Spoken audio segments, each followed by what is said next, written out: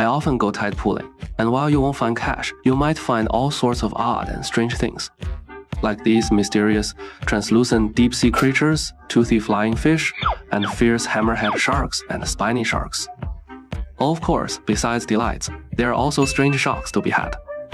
Like this creature that looks just like a balloon is a venomous Portuguese man-of-war. If you get stung by its blue tentacles, the consequences could be dire. But today, right next to these revolting jellies, I found a truly beautiful and quirky creature. They looked like tiny blue shuttlecock-like objects, but once I tossed them into the water, their quirky look instantly caught my attention. How could there be such a haphazard, shapeless little thing like this one? You say it looks like grass, yet it has a touch of dragon. Say it looks like a dragon, yet it barks like grass, quite abstract indeed. I asked the AI, and it said this thing is called Glaucus atlanticus. It is hailed as one of the ocean's most stunning creatures and one of its deadliest. They don't produce toxins, but they feast on deadly jellyfish, then refine and store those poisons, doubling down, making them a fearsome foe. This is just awesome, I thought. If I keep a tank of sea slugs, wouldn't I be unstoppable? Just thinking about it thrills me. Alright, let's do it. Keep a whole tank. The next day I rushed to where I found sea slugs, hoping for more. Sure enough, there were some, but they were tiny, mottled in color, and easy to miss if you weren't careful. After a thorough carpet-style search, I soon found a bunch of sea slugs, along with their food Portuguese man-of-war and porpita. Though they've lain on the beach for hours, few of them are truly dead. With seawater's touch, they sprang back to life in no time. I noticed their skills in faking death or fading out were top-notch indeed. Look, they have white backs and blue bellies, yet they float upside down with plain faces. Not to prove just how pure they can be, but simply to blend with the sea and avoid detection by birds in the sky. And folks on the shore, so posh, so low-key love.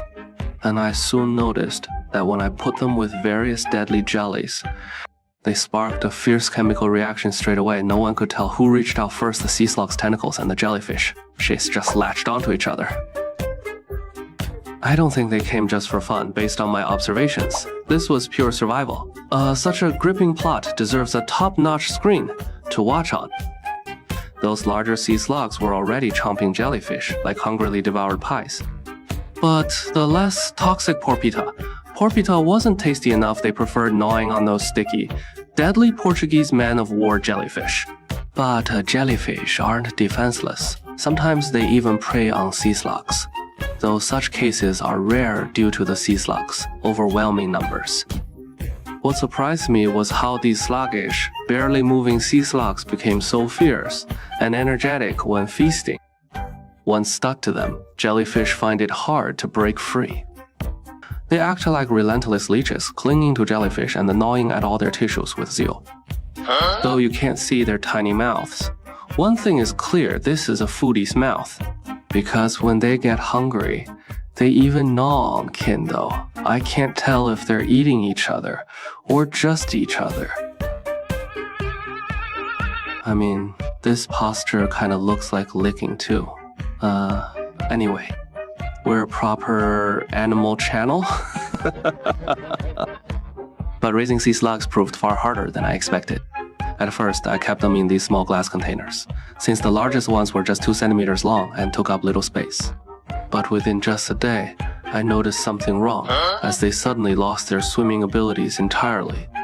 They weren't just lazy enough to drown you. Could see they did try. Albeit,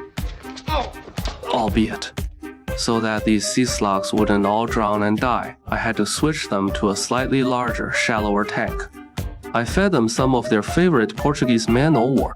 This did add a bit more to their efforts, indeed.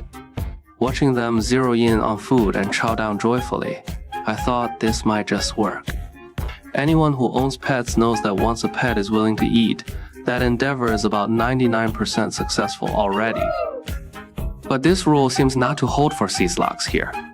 They did eat constantly, no doubt, but the problem lies right here. All I know is they consume toxic jellyfish, and they must be fresh and live ones at that. They just love to eat loads. These tiny 3-gram, 1 centimeter long caras, a sea slug, This big can only last 1 day. Where would I find live toxic jellyfish every day? That was nearly impossible. Within just a week, these dozens of jellyfish starved, drowned, or perished. Everyone turned to BBQ. But I wasn't ready to quit, so I picked up more aquamons though. This time I must solve their food woes. So I prepared 6 different baits to test and see what else these sea kings would eat, besides the toxic jellies. Feed number 1, frozen white shrimp fried juvenile aquamans. Could not bite, but adults latched on eagerly and would not let go. Feed number 2, frozen Artemia young aquaman, showed no interest, even in sniffing but adult. Aquaman surprisingly accepted Artemia faster than they took the white shrimp. Bait number 3, fresh clumps. Young aquaman still refused. Adult aquaman took it without pickiness, though it seemed hard to swallow. Bait number 4, live white bait young aquaman, surprisingly loved the taste adult. Aquaman devoured it in 1 bite. Food number 5, raw squid slices young aquaman accepted them, and adult aquaman loved them fiercely. Meal 6 jellyfish canned prepared meals faced unanimous rejection, indeed. Yes, based on the test results. Once food was sorted, I added flow to the Glaucus aquarium to mimic ocean conditions. This sharply cut mortality rates.